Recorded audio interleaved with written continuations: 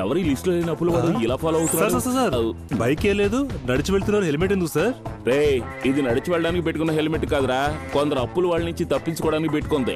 అవును, నీ దగ్గర చేయ బదులుగా 1000 దొరుకుద్దా? నువ్వు ఇలా అడుగుతావనే హెల్మెట్ తో పాటు తిరుగుతున్నాను. ఇప్పుడు అర్థమైందిరా దేశంలో ఇన్ని హెల్మెట్లు ఎందుకు సేల్ అవుతున్నాయో. బాస్, గడ్డపార హెల్మెట్ తీసేశాడు. ఓవర్. చూడగానే పాస్ పోయాలని మూడొచ్చేలా ఓ గోడ కట్టారే. గడ్డపార మూలం నుంచొని పాసు పోస్తున్నాడు. ఓవర్. మనం సందేహపడింది నిజమైంది. యూరిన్ ఎల్లోగానే ఉంది. ఓవర్. పాత సినిమాలో విలన్ల ఎందుకు మారు వేషాలు వచ్చారు? ఇప్పుడు ఎందుకు 2020 మ్యాచ్ జరుగుతున్నట్టు అందరూ ఓవర్ ఓవర్ అంటున్నారు?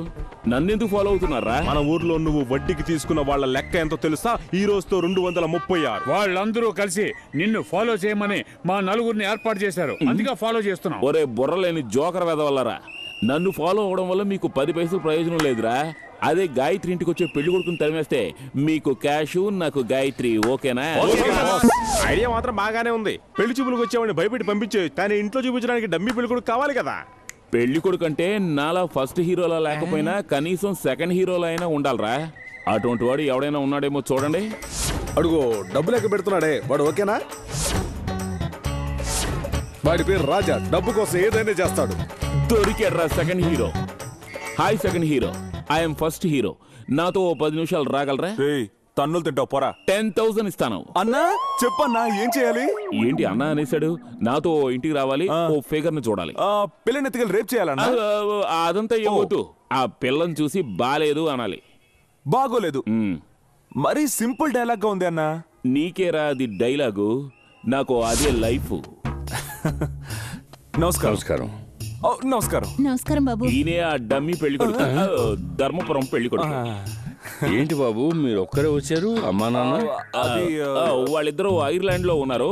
మీరు పిల్లని పిలవండి మావయ్య. ఆయన చెప్పాల్సింది చెప్పేసి వెళ్ళిపోతారు. త్వరగా పిలవండి. గాయత్రి,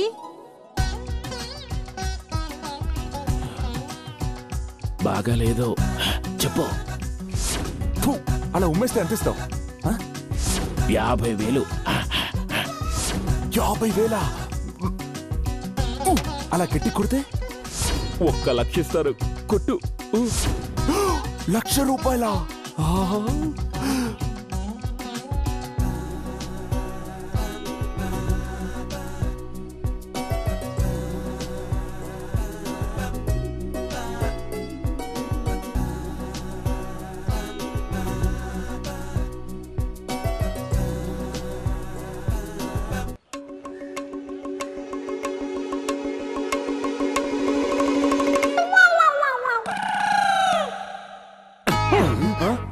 అదంతా చూడకూడదు.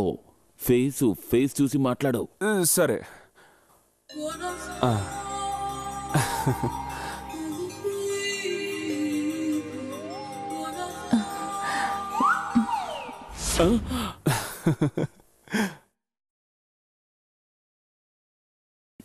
డైలాగ్ బాలేదు.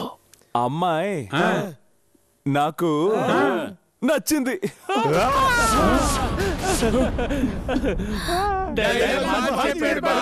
ఏంటి డైలాగా?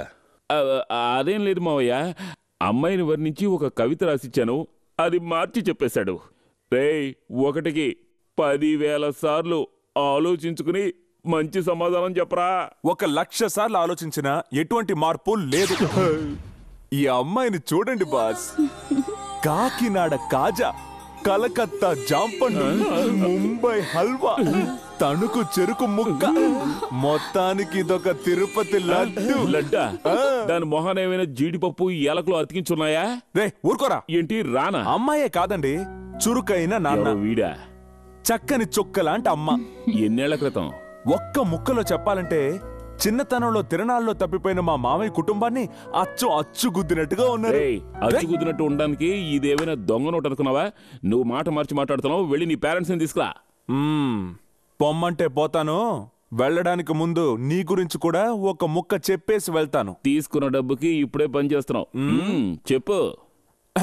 నా పాటికి నేను బస్ స్టాండ్ లో నుంచొనున్నాను అత్తయ్య. అప్పుడు ఇతను వచ్చి నా చేతికో 10,000 ఇచ్చాడు మావయ్య. దేనికి? మీ అమ్మాయి నచ్చలేదని చెప్పమన్నాడు. వేధవ. కానీ ఆ అదృష్టం బాగుంది. పెద్ద ఇతని మాట దెబ్బ వినకుండా నా కొట్టేశాడే. పాటికి నేను వెళ్ళిపోయి ఉంటే ఇలాంటి సూపర్ అత్తయ్య, బ్యూటిఫుల్ భార్య నాకు దొరుకుండే వాళ్ళు కాదుగా. వస్తాను. ఏయ్, ఏయ్. ఇదేంటి పెళ్ళామని కన్ఫర్మ్ చేసి వెళ్తున్నాడు? అంతేకాకుండా బొగ్గ కూడా గిల్లాడు. మరి నాగతే?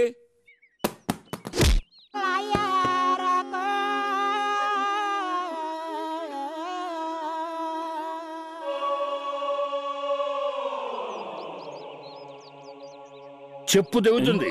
ఆల్రెడీ తెగిపోయే ఉందిగా. ఇదేమిటో తెలుసా? మీ ఆయన గారి జుట్టా?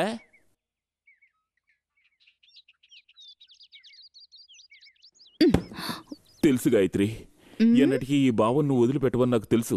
పెట్ట నాది, మరి నాది ఇచ్చేయండి.